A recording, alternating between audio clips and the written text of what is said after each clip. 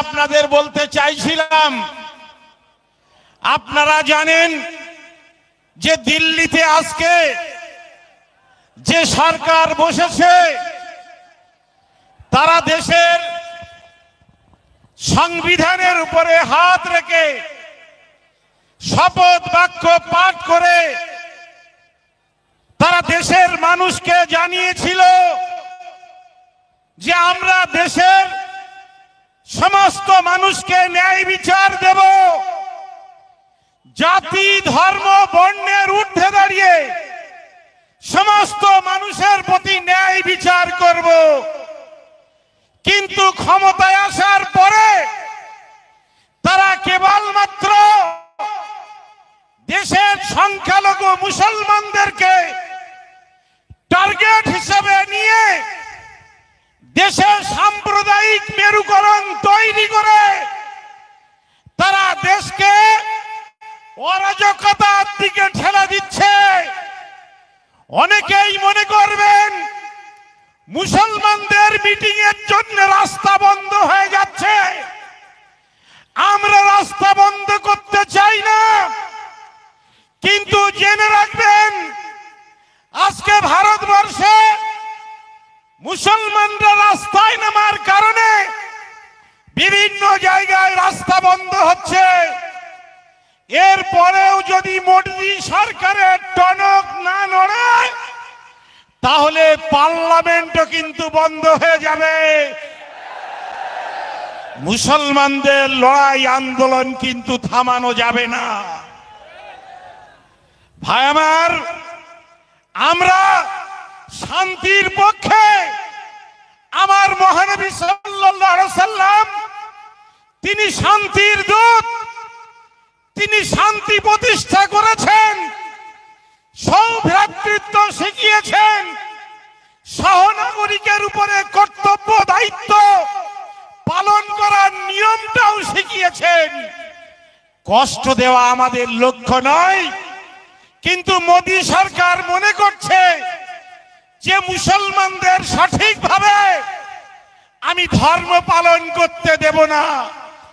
তাই পার্লামেন্টের মধ্যে দাঁড়িয়ে তারা মিথ্যার বেসাতি করছে, তারা মিথ্যা কথা বলে গোটা দেশের মানুষকে ভুল বোঝাচ্ছে। আজকে তারা আইন তৈরি করেছে। আজকে এই পশ্চিম বাংলার যে ওয়াকফ সম্পত্তির তালিকা তা খুলে দেখুন। কলকাতার রাজভবন ওয়াকফ সম্পত্তি, ইডেন গার্ডেন ওয়াকফ সম্পত্তি, হাইকোর্টের জায়গা ওয়াকফ সম্পত্তি, এমনকি ব্রিগেড ময়দান সেটা ওয়াকফ সম্পত্তি। আজকে বলা হচ্ছে আইন তৈরি করে কোন সম্পত্তি ওয়াকফ সম্পত্তি যদি কেউ 8 বছরের বেশি ব্যবহার করে তাহলে সেই সম্পত্তি আর ওয়াকফ থাকবে না, সেই সম্পত্তির মালিক তাদেরকে বানিয়ে দেওয়া হবে। আজকে আমরা জিজ্ঞাসা করতে চাই, নরেন্দ্র মোদী বলছেন এক দেশ এক আইন। মোদী আপনি ভালো কথা বলেছেন, এক দেশ এক আইন। তাহলে আজকে মন্দিরের জন্য লক্ষ লক্ষ একর জমি আছে, সেই লক্ষ লক্ষ একর জমি যদি তারা স্বাধীনভাবে ব্যবহার করতে পারে তাহলে মসজিদের জন্য যে জমি আছে, মাদ্রাসার জন্য যে জমি আছে, কবরস্থানের জন্য যে জমি আছে, ঈদগার জন্য যে জমি আছে, খানকার জন্য যে জমি আছে, সেই জমি কেন মুসলমানরা একই নিয়মে ব্যবহার করতে পারবে না? আমরা জিজ্ঞাসা করতে চাই নরেন্দ্র মোদী সরকারকে। আজকে যদি কালীঘাট মন্দিরের জন্য যদি কাগজ দেখাতে না হয় তাহলে টিপু সুলতান মসজিদের জন্য কেন সরকারকে দলিল দেখাতে হবে? এটা কি এক দেশ এক আইন?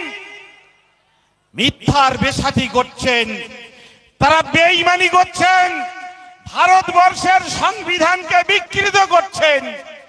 তারা আবার মুসলমানদের দেশদ্রোহী বলে, কিন্তু যারা সংবিধানকে বিকৃত করে, পার্লামেন্টে দাঁড়িয়ে, আইন সভায় দাঁড়িয়ে যারা মিথ্যা কথা বলে, তারাই দেশদ্রোহী। তাদের ফাঁসি দেওয়া দরকার। বিজেপির অর্ধ শিক্ষিত, অশিক্ষিত, মূর্খ আদিত্যনাথ যোগী, নরেন্দ্র দামোদর মোদী, অমিত শাহ, এরা সংবিধানকে বিকৃত করে পার্লামেন্টে আইন সভায় বক্তব্য রাখার জন্য দেশদ্রোহিতার মামলা আগে এদের বিরুদ্ধে হওয়া দরকার। দেশের মানুষ শুধু নয়, গোটা পৃথিবীর মানুষ দেখছে। সোশ্যাল মিডিয়ায় আপনারা দেখতে পাচ্ছেন। গদি মিডিয়া বলবে না, এই সোশ্যাল মিডিয়ার ভাইদের কাছ থেকেই আপনাকে সত্য কথা জানতে হবে। কেন? গদি মিডিয়া হাঁটু সমান পানিতে নেমে বলে এখান মানুষ সব ডুবে যাচ্ছে, সরকারকে এখনই ত্রাণ পাঠাতে হবে, তাহলে ওরাও কিছুটা ভাগ পাবে। এটি হচ্ছে গদি মিডিয়ার চরিত্র। তারা খেতে না পাওয়া ক্ষুধার্ত কুকুরের ন্যায় যোগী আর মোদীদের পক্ষে ঘেউ ঘেউ করছে স্টুডিওতে বসে। মুসলমানদের বক্তব্যগুলো সাধারণ মানুষকে জানানোর আর বোঝানোর প্রয়োজনটুকুও তারা মনে করে না। তাই বন্ধুগণ, লড়াই হবে যতক্ষণ পর্যন্ত এই কালা কানুন প্রত্যাহার না হবে, ততক্ষণ লড়াই করতে হবে। আপনারা একাধিকবার লড়াই করার জন্য কলকাতায় গিয়েছেন, সিপিএম এর ব্রিগেড ভরিয়েছেন, কংগ্রেসের ব্রিগেড ভরিয়েছেন, তৃণমূলের ব্রিগেড ভরিয়েছেন। এবার কি মুসলমানদের ব্রিগেডটা ভরাতে পারবেন? আজকে ফুরফুরা শরীফের একাধিক পীর সাহেব কেবলা এবং পীরজাদাদের সঙ্গে কথা হয়েছে। তারা বলছেন সভা অনেক হয়েছে, কিন্তু এবার ব্রিগেডে দাঁড়িয়ে আমরা স্পষ্ট ভাষায় বলতে চাই যে আমাদের উপরে, আমাদের ধর্মীয় যে স্বাধীনতা, তার উপরে সামান্যতম হস্তক্ষেপ আমরা মেনে নেব না। ভাই আমার, লড়াই করতে হবে জীবনের শেষ রক্তবিন্দু দিয়ে। আমরা জানি, আমরা আপনাদের যদি বলা হয় যে কাল সকাল পর্যন্ত এখানে বসে লড়াই করতে হবে, আমি জানি আপনারা ক্ষুধার্ত থাকতে পারেন। সবে পবিত্র রমজান মাস পেরিয়েছে, আপনারা ক্ষুধার্ত থেকে লড়াই করতে পারবেন। আমরা যখন বলেছি গাড়ি ভাড়া দেওয়া হবে না, পাউরুটি দেওয়া হবে না, মুড়ি চানাচুর দেওয়া হবে না, নিজেদের পয়সায় গাড়ি ভাড়া করে কলকাতায় আসতে হবে, আপনারা হাজার হাজার গাড়ি নিয়ে কলকাতায় গিয়েছেন। এবার কিন্তু কলকাতাতে 1 লক্ষ গাড়ি সমগ্র পশ্চিম বাংলা থেকে আসবে, আর শুধুমাত্র ভাঙড় থেকে 10,000 গাড়ির দায়িত্ব আপনাদের নিতে হবে। নারায়ে তাকবীর, নারায়ে তাকবীর। কামরুজ্জামান সাহেব এগিয়ে চলো, আমরা তোমার সঙ্গে আছি। ভাই আমার, সংগ্রামী বন্ধুরা, আমরা জানি আমাদের লড়াই করে বাঁচতে হবে। আমাদের ভাই যারা যারা ফিলিস্তিনে লড়াই করছে, সে শিশু থেকে শুরু করে বয়স্ক, তারা দেশের জন্য প্রাণ দিচ্ছে, মাতৃভূমির জন্য প্রাণ দিচ্ছে, বাইতুল মুকাদ্দাসের জন্য তারা প্রাণ দিচ্ছে। যে বাইতুল মুকাদ্দাস পৃথিবীর মুসলমানদের প্রথম কেবলা, তার জন্য হাসি মুখে তারা শাহাদাত বরণ করবে, কিন্তু তারা আত্মসমর্পণ করবে না। কেন? উর্দুতে একটা আমাদের মুরব্বীরা বলেন, मुसलमान कभी बुजदिल नहीं होता। ईमान और बुजदिल দুটো একসাথে হয় না। মোমেন আর কাপুরুষ এই দুটো কখনো হতে পারে না। যে মোমেন হবে সে কাপুরুষ হবে না, যে কাপুরুষ হবে সে মুসলমান হবে না। ফলে আমাদের পরিচয় আমরা মোমেন, আমাদের পরিচয় আমরা মুসলমান। কাপুরুষ হটাও, কাপুরুষ হটাও, দেশ বাঁচাও।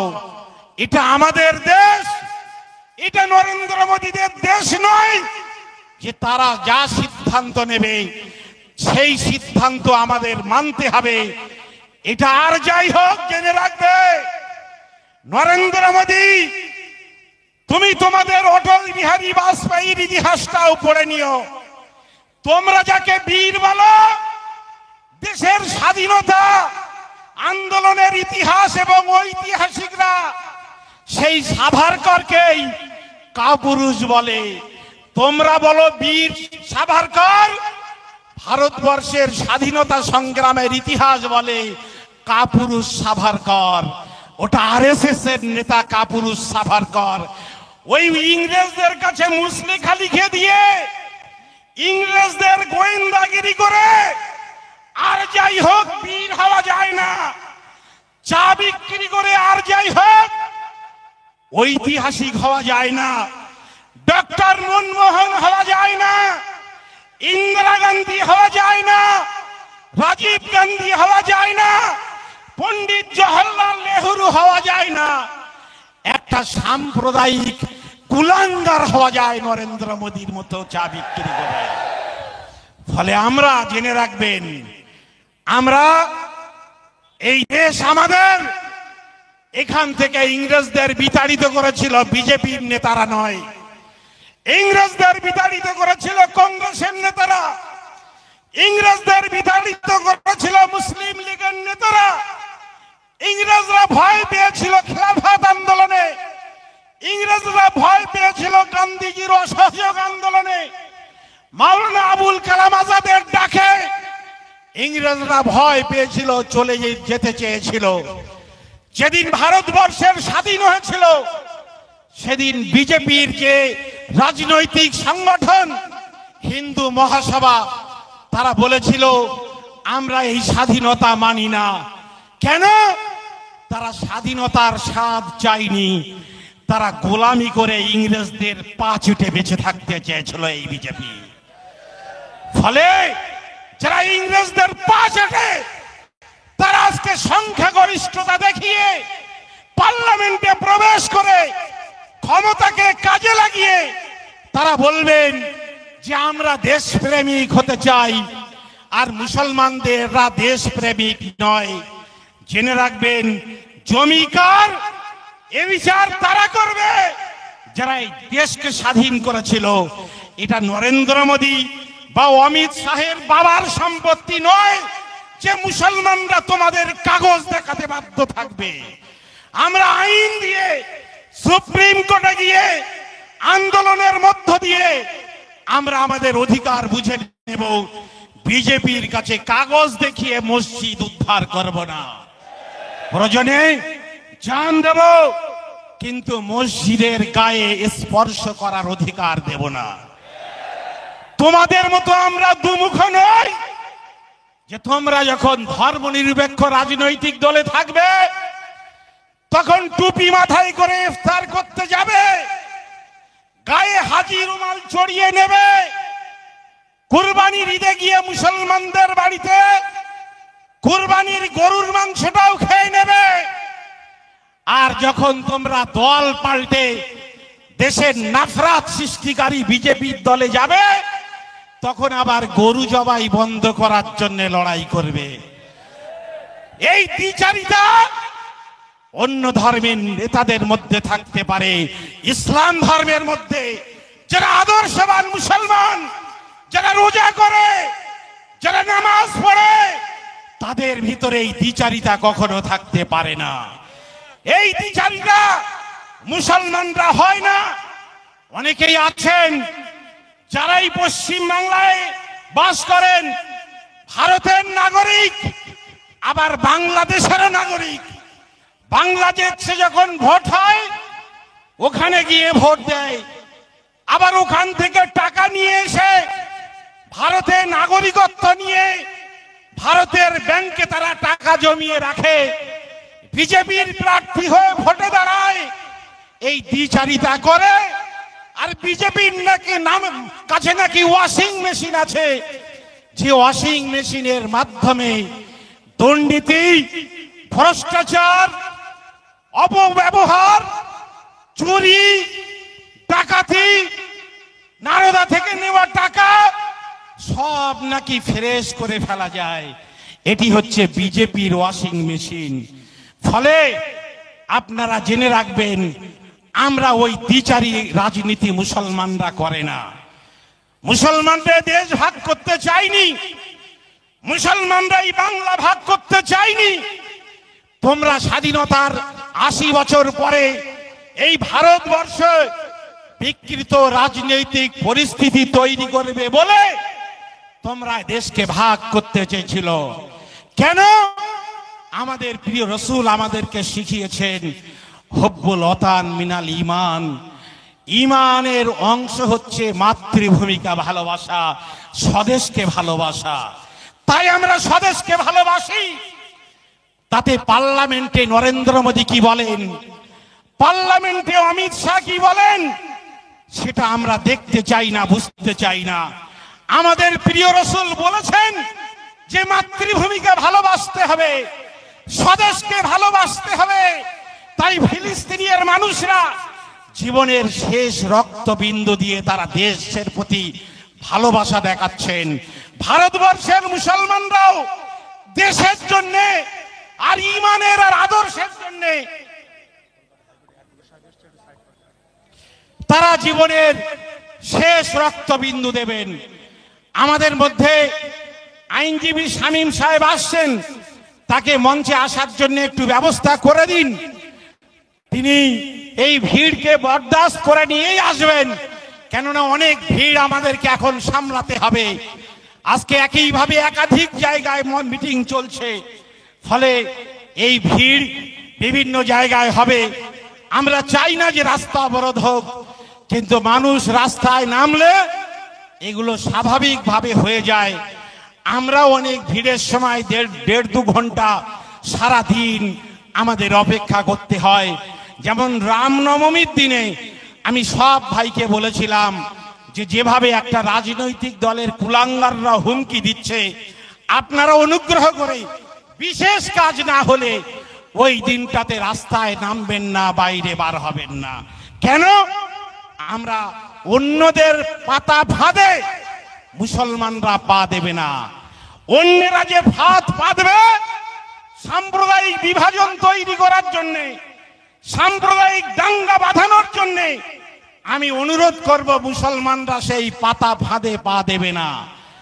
আমাদের অল ইন্ডিয়া মুসলিম পার্সোনাল ল বোর্ডের সর্বভারতীয় সাধারণ সম্পাদক মাওলানা ফজলুর রহিম মুজাদ্দেদি সাহেব, তিনি সমগ্র ভারতবর্ষের বিশেষ করে মুসলিম নওজোয়ান যুব সমাজের কাছে তিনি একটা মেসেজ দিয়ে বলেছেন যে আপনারা অনুগ্রহ করে কোনোভাবেই যেন আপনারা আইন হাতে তুলে নেবেন না, এবং শান্তি সৌহার্দ্য যাতে বজায় থাকে সেজন্য আপনাদের চেষ্টা করতে হবে। ভাই আমার, আপনারা জানেন যে আজকে কালা কানুন তৈরি হয়েছে, এর বিরুদ্ধে অল ইন্ডিয়া মুসলিম পার্সোনাল ল বোর্ড আন্দোলন করছে। এই আন্দোলন চলবে। আগামী কাল আমরা কলকাতায় যারা ইন্টেলেকচুয়াল, আমরা জানি অনেক হিন্দু ভাইও এই জ্যামে পড়ে আছেন, তাদের কষ্ট দেওয়া আমাদের লক্ষ্য নয়। আমরা জানি যে হিন্দু ভাইরা আমাদের শত্রু নয়, হিন্দু ভাইরা মুসলমানদের শত্রু নয়। মুসলমানদের ঘোষিত শত্রু হচ্ছে বিজেপি, মুসলমানদের ঘোষিত শত্রু আরএসএস। হিন্দু ভাইরা আমাদের বন্ধু, তারা আমাদের সহ নাগরিক। তারা সমস্যায় পড়লে আমরা যাব, আমরা সমস্যায় পড়লে তাদের আসতে হবে, তারা ক্ষুধার্ত হলে আমরা খাদ্য দেব, তারা তাদের রক্তের প্রয়োজন হলে, অসুস্থ হলে মুসলমানরা হিন্দু ভাইদের জন্য রক্ত দেবে, হিন্দু মুসলমান ভাই অসুস্থ হলে হিন্দু ভাইরা রক্ত দেবে। আমরা যখন রক্ত কিনতে যাই জিজ্ঞাসা করি না ব্লাড ব্যাংক কর্তৃপক্ষের কাছে যেই রক্তটা হিন্দুর রক্ত না মুসলমান রক্ত। কেন? আমরা এক আদমের সন্তান, আমাদের সকলের শরীরে এক রক্ত, হিন্দু আর মুসলমানের শরীরে আলাদা রক্ত নয়। ফলে বিজেপি আমাদের ভাগ করতে পারে, আরএসএস আমাদের সম্পর্কের মধ্যে দেওয়াল তুলতে পারে, কিন্তু আমরা হিন্দু আর মুসলমান এক আদমের সন্তান। আমরা বিগত দিনে আমাদের মধ্যে সৌভ্রাতৃত্ব ছিল, আমরা চেষ্টা করব বিজেপি আর আরএসএস আমাদের ভুল বুঝিয়ে যাতে আমাদের মধ্যে বিভেদ তৈরি করতে না পারে। এটা আপনাদের সকলের কাছে আমাদের করজোড়ে নিবেদন। অল ইন্ডিয়া মুসলিম পার্সোনাল ল বোর্ড গত 4 তারিখে, আমি যেহেতু বোর্ডের মেম্বার, আমাদেরকে চিঠি দিয়ে বিজ্ঞপ্তি দিয়ে সমগ্র ভারতের সাধারণ মানুষের কাছে এই আবেদন রাখার জন্য তারা বলেছেন। আমি অনুরোধ করব, বিশেষ করে বিজেপি এবং আরএসএস মুসলিম এলাকাগুলোকে তারা টার্গেট করেছে, মুর্শিদাবাদ টার্গেট করেছে। কেন না সেখানে প্রায় 70% মুসলমান। মালদা জেলা তারা টার্গেট করেছে, কেননা সেখানে 55% মুসলমান। উত্তর দিনাজপুর জেলা বিজেপি আরএসএস টার্গেট করেছে, কেননা উত্তর দিনাজপুর জেলাও 55% মুসলমান বাস করে। কেন? ওখানে তারা সাম্প্রদায়িক হাঙ্গামা তৈরি করতে চাইছে। তাই ভাঙড় একটি মুসলিম অধ্যুষিত এলাকা, আপনারাও কিন্তু বিজেপি এবং আরএসএস এর টার্গেটে থাকবেন। যখন কোনো সমস্যা হবে আমাদের নাম্বার প্রত্যেকটা গ্রামের ইমাম সাহেবের কাছে আছে। এই আমাদের মধ্যে অ্যাডভোকেট শামীম সাহেব আছেন, তার হাইকোর্টে বেশ সুনামের সঙ্গে তিনি লড়াই করেন, প্র্যাকটিস করেন। তাদের কাছেও আপনারা ফোন করুন যে এখানে বিজেপি একটা ফাঁদ পেতে গিয়েছে, এই ফাঁদের মোকাবেলা আমরা কিভাবে করব। আমরা মনে করি মুসলমান কখনো সহজে আইন অমান্য করতে চায় না, মুসলমান কখনো আইন হাতে তুলে নেয় না। ফলে এলাকায় যে পুলিশ এবং প্রশাসন থাকবে আমরা তাদেরকেও সহযোগিতা নেব। অনেক সময় আমরা দেখেছি পুলিশরা শক্তের ভক্ত, তারা শক্ত হলে, আপনি শক্ত হলে তারা আপনার গোলামি করবে, আর আপনি যদি নরম হন পুলিশ আপনার বিরুদ্ধে ফোঁস করে দেখার চেষ্টা করবে। কিন্তু আমরা জানি যারা পুলিশি পোশাক পরে, যারা খাকি পোশাক পরে, কিন্তু কলকাতা পুলিশের যারা সাদা পোশাক পরে তাদের প্রতি আমাদের ভরসা রাখতে হবে। তারা যদি ন্যায় বিচারক হয়, তারা যদি সুপরামর্শ দেয়, তারা যদি প্রকৃত অপরাধীকে খুঁজে বার করে, তাহলে আমরা তাদের সহযোগিতা নিয়ে আমরা আইনি ব্যবস্থা নেব অপরাধীদের বিরুদ্ধে। অনেকেই টুপি পরে মুসলমান নয় মসজিদে ঢুকে যাচ্ছে, পাঞ্জাবি পরে মুসলিম গ্রামে ঢুকে যাচ্ছে, বোরখা পরে মুসলিম এলাকায় প্রবেশ করছে। তারা কিন্তু দাঙ্গা বাঁধানোর জন্য ফাঁদ পেতে নিয়ে তৈরি করে আরএসএস এবং বিজেপির দূত হিসাবে তারা কাজ করার চেষ্টা করছে। কিন্তু জেনে রাখবেন, আমাদেরকে আইনকে কাজে লাগিয়ে ওদের বিরুদ্ধে যত রকম কঠিন আইনি ব্যবস্থা নেওয়া যায় তার ব্যবস্থা করতে হবে। যদি এক্ষেত্রে পুলিশ নিরপেক্ষ ব্যবস্থা না গ্রহণ করে তাহলে পুলিশের বিরুদ্ধেও আমাদের তখন শান্তিপূর্ণ আন্দোলন করতে হবে। জেনে রাখবেন, পুলিশ মানেই কিন্তু তিনি আইনের ঊর্ধ্বে নয়, পুলিশ মানে তিনি আইনের ঊর্ধ্বে নয়। আর পুলিশের বন্দুকও কিন্তু শেষ কথা বলে না। বাংলাদেশে পুলিশ আর মিলিটারির রাইফেল কিন্তু শেখ হাসিনাকে বাঁচাতে পারেনি। সেটা আমাদের বিষয় নয়, সেটা আমাদের বিষয় নয়। কিন্তু আপনারা জানেন, আমি সাধারণ মানুষ হিসাবে এই দেশের আইন যেমন মানতে বাধ্য, একজন খাকি পোশাকধারী কিংবা সাদা পোশাকধারী পুলিশ তিনিও কিন্তু দেশের আইন একইভাবে মানতে বাধ্য। ফলে আমরা পুলিশ প্রশাসনের সহযোগিতা নেব, তার মানে এই নয় পুলিশ প্রশাসনের সহযোগিতার ভিক্ষা চাইতে যাব না। আমরা অধিকার চাইতে যাব। পুলিশ অধিকার না দিলে, পুলিশ অপরাধীদের বিরুদ্ধে শাস্তিমূলক ব্যবস্থা না নিলে, তারপরে কিন্তু সাধারণ মানুষের ব্যবস্থা নেওয়ার দায়িত্ব থাকবে। আর শামীম সাহেবদের মানুষ তখন কিন্তু কলকাতা হাইকোর্টে গিয়ে আপনাদের হয়ে তিনিও সওয়াল করবেন। আমাদেরও ইস্যুটা দিল্লি পর্যন্ত পৌঁছে দেওয়ার দায়িত্ব, সে দায়িত্ব ইনশাল্লাহ আমরা পালন করব। আমি বক্তব্য দীর্ঘ করতে চাই না। লড়াই কি আজকের শেষ হয়ে যাবে এই সমাবেশের মধ্য দিয়ে? যতক্ষণ পর্যন্ত লড়াই হবে ততক্ষণ পর্যন্ত থাকতে হবে। আগামী পরশুদিন অল ইন্ডিয়া মুসলিম পার্সোনাল ল বোর্ডের পক্ষ থেকে প্রতিনিধি আসছেন কলকাতায়, তিনি আমাদের সঙ্গে বসবেন। আমরা ব্রিগেড সমাবেশের তারিখ ইনশাল্লাহ আগামী পরশুদিন অল ইন্ডিয়া মুসলিম পার্সোনাল ল বোর্ডের যে অনুমতি নিয়ে তাদের সর্বভারতীয় সভাপতি এবং সেক্রেটারি আর অন্যান্য দায়িত্বশীলদের সময় নিয়ে, ফুরফুরা শরীফের পীর সাহেবদের সময় নিয়ে, জমিয়তে উলামায়ে হিন্দ, জামাতে ইসলামী হিন্দ, জমিয়তে আহলে হাদিস এবং অন্যান্য যে সমস্ত সংগঠন আমরা করি, সমস্ত সংগঠনের সঙ্গে আলোচনা করে 2 থেকে 3 দিনের মধ্যে ব্রিগেড সমাবেশ ইনশাআল্লাহ হবে। আমি আপনাদের বলবো, আপনারা এলাকায় এলাকায় সমাবেশ করুন, কিন্তু অল ইন্ডিয়া মুসলিম পার্সোনাল ল বোর্ড এই বিষয়টায় শুরু থেকে তারা লড়াই চালিয়ে যাচ্ছেন। আর আপনারা জানেন, আমার এক ভাই বলছিলেন ইউনিফর্ম সিভিল কোড, ভারতবর্ষের আইনে ইউনিফর্ম সিভিল কোড কার্যকরী করার কোনো জায়গা নেই। ল কমিশনকে বলা হয়েছিল সারা দেশের মানুষের মতামত নিন, যে হিন্দু মুসলমান সব একই নিয়মে তারা ধর্ম পালন করবে কিনা, তারা বিবাহ করবে কিনা, তাদের সম্পত্তি বন্টন হবে কিনা। ল কমিশন অফ ইন্ডিয়া সারা ভারতবর্ষ জুড়ে তারা সমীক্ষা করেছেন, দেখেছেন পশ্চিম বাংলার হিন্দু ভাইরা যে নিয়মে ধর্ম পালন করেন, উড়িষ্যার হিন্দু ভাইরা অন্য নিয়মে ধর্ম পালন করেন, মিজোরামের হিন্দু ভাইদের নিয়ম আলাদা, মুসলমানদের গোটা পৃথিবীতে একই নিয়মে তারা ধর্ম পালন করে। এটাই হচ্ছে বিশ্ব ভ্রাতৃত্ব।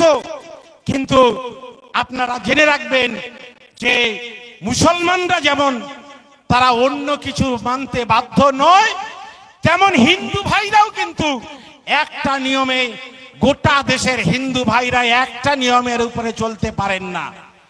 তারপরেও ল কমিশনের সুপারিশকেও অগ্রাহ্য করে, পার্লামেন্টের এবং সংবিধানের নিয়মকেও অগ্রাহ্য করে উত্তরাখণ্ড বিধানসভা একটি বিল নিয়ে এসে তারা সেখানে ইউনিফর্ম সিভিল কোড চালু করেছে।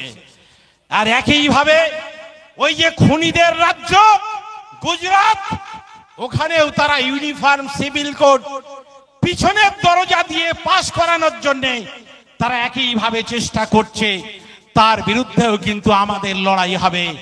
আমাদের লড়াই হিন্দু ভাইদের বিরুদ্ধে নয়, আমাদের লড়াই কোনো মন্দিরের বিরুদ্ধে নয়, আমাদের লড়াই কোনো শ্মশানের বিরুদ্ধে নয়, আমাদের লড়াই ভারতবর্ষের হিন্দু ভাইরা মন্দির শ্মশানের জন্য যে নিয়ম, যে অধিকার, যে সুবিধা পায়, একই নিয়ম মুসলমানদের কবরস্থানের জন্য, একই নিয়ম মুসলমানদের মসজিদের জন্য একই নিয়মে চলবে। তুমি বলবে যে এক দেশ এক আইন, অথচ তুমি মুসলমানদেরকে সাইজ করার জন্য, জব্দ করার জন্য চেষ্টা করবে। যাই হোক, ভারতবর্ষে এখনো 25 কোটি মুসলমান আছে। আমি জানি, আপনারাও জানেন, আরবে যত মুসলমান বাস করে ভারতবর্ষে তার থেকে বেশি মুসলমান বাস করে। একমাত্র মিশরে যত মুসলমান বাস করে ভারতবর্ষে তার থেকে বেশি মুসলমান বাস করে। পৃথিবীর যত মুসলমান রাষ্ট্র আছে, সমস্ত রাষ্ট্রে যত মুসলমান বাস করে, তার থেকে কিন্তু ভারতবর্ষে বেশি মুসলমান বাস করে। ব্যতিক্রম একমাত্র ইন্দোনেশিয়া। পৃথিবীর মধ্যে সব থেকে বেশি মুসলমান বাস করে ইন্দোনেশিয়ায়, তারপরে দ্বিতীয় স্থান হচ্ছে ভারতবর্ষ। সেই ভারতবর্ষে মুসলমানরা সংখ্যা লঘু, তার মানে এই নয় যে সংখ্যাটা কম। এইভাবে বলে যেন নরেন্দ্র মোদী, অমিত শাহ আপনারা সংখ্যাটা কম ভাববেন না। যেদিন রাস্তায় নামবে আমরা গাড়ি ভাঙচুর করব না, কিন্তু রাস্তায় নামলে স্বাভাবিকভাবেই রাস্তা বন্ধ হয়ে যাবে। আজকে কটা মানুষ ঘটকপুকুরে নেমেছে, বাসন্তী হাইওয়ে আমরা বন্ধ না করতে চাইলেও কিন্তু বন্ধ হয়ে গেছে। ফলে লড়াই কিন্তু যদি করতে চান তাহলে লড়াই করতে আসবেন, লড়াইয়ের মতো লড়াই হবে।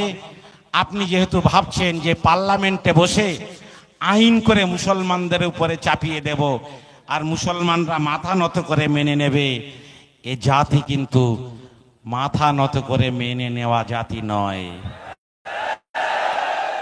আমার আগে আমার ভাই মুস্তাফিজুর রহমান বলছিলেন, এ জাতি কিন্তু খালি হাতে নেকড়ে বাঘও ধরতে পারে। আর আপনার তো শুনেছি 56 ইঞ্চি ছাতি, কিন্তু যখন চীনের বর্ডারের আশেপাশে যান তখন সোয়েটার গায়ে দিয়েও আপনার ছাতি 26 ইঞ্চি থাকে না, চুপসে যায়। ফলে আপনি মুসলমানদের বিরুদ্ধে লড়াই করতে আসবেন না। দেশে কিন্তু মন্দির মসজিদের সমস্যা হোক, এটা আমরা চাই না। আমরা চাই আমাদের দেশে হিন্দু মুসলমান সবাই যুবকরা চাকরি পাক, সবার বিকাশ হোক, উন্নয়ন হোক, দেশের সমৃদ্ধি হোক, দেশের সাম্প্রদায়িক সম্প্রীতি আজকে বাড়ুক, সুদৃঢ় হোক। আর আপনি যদি মনে করেন ওই কিছু কিছু আছে, কিছু কিছু এলাকায় বেচারারা খুব অনেক পয়সার মালিক, অনেক পয়সার মালিক, কিন্তু একটা ব্যবসায়ী জানে অন্য ব্যবসা যদি তাকে করতে দেন তাহলে সে খালি হাতে ফিরে যায়, তার একটা পয়সা লাভ হয় না। তা বলে তুমি কিসের ব্যবসা জানো? বলে শুধু চুল্লুর ব্যবসাটা জানি, আর অন্য কিছু ব্যবসা জানি না। তা 2 লক্ষ বেকারের চাকরি, এটা নরেন্দ্র মোদী জানে না। দেশের উন্নয়নের বিকাশ, এটা নরেন্দ্র মোদী জানে না। দেশের মানুষের 15 লক্ষ করে টাকার প্রতিশ্রুতি, এটা নরেন্দ্র মোদী জানে না। কালো টাকা বিদেশ থেকে ফিরিয়ে আনা, এর কৌশল নরেন্দ্র মোদী জানে না। একটাই জানে, হিন্দু আর মুসলমানদের মধ্যে ভাগাভাগি করে দিল্লির মসনদে বসে থাকতে। কিন্তু যেদিন হিন্দু ভাইদের পেটে টান পড়বে, সেদিন হিন্দু ভাইরাই কিন্তু নরেন্দ্র মোদীকে দিল্লির মসনদ থেকে টেনে দিল্লির রাস্তায় নেমে এসে হাফ প্যান্ট পরিয়ে ওকে কিন্তু গুজরাটে পাঠিয়ে দেবে। সেদিন আমরা হাততালি দেব, আমরা কিন্তু সেদিন স্টেডিয়ামে বসে এই খেলাটা দেখব। জেনে রাখবেন সেই দিন দূরে নয় যেদিন শ্রীলঙ্কার প্রেসিডেন্ট এবং প্রধানমন্ত্রীকে দেশ ছেড়ে পালাতে বাধ্য হয়েছিল। সেই দেশ কিন্তু সেই দিন নরেন্দ্র মোদীদের বেশি দেরি নয়, সবর আর ধৈর্যের মধ্য দিয়ে, শান্তিপূর্ণ আন্দোলনের মধ্য দিয়ে, অসহযোগ আন্দোলনের মধ্য দিয়ে প্রয়োজনে এই আন্দোলন ইনশাআল্লাহ জয় হবে। এটা আমাদের ইমানের পরীক্ষা। ইনশাআল্লাহ ইমানের পরীক্ষায় আমরা জয়ী হব ইনশাআল্লাহ। আসসালামু আলাইকুম, আল্লাহ হাফেজ। ধন্যবাদ জানাই। এতক্ষণ বক্তব্য রেখেছিলেন সংখ্যালঘু যুব ফেডারেশনের সর্বভারতীয় সভাপতি ও মুসলিম পার্সোনাল ল বোর্ডের সদস্য মাওলানা কামরুজ্জামান সাহেব। এখন বক্তব্য রাখছেন কলকাতা হাইকোর্টের আইনজীবী জনাব শামীম আহমেদ সাহেব। আপনারা অনেকক্ষণ ধৈর্য ধরেছেন। আইনজীবীর পরে আমরা অনুষ্ঠান সমাপ্তি করব। অনেকক্ষণ ধরে আপনারা শুনছেন, আর আমার আগে অনেক বক্তারা বলেছে, ফলে ইতিমধ্যে আপনারা বুঝে গেছেন কেন আমরা রাস্তায় নেমেছি।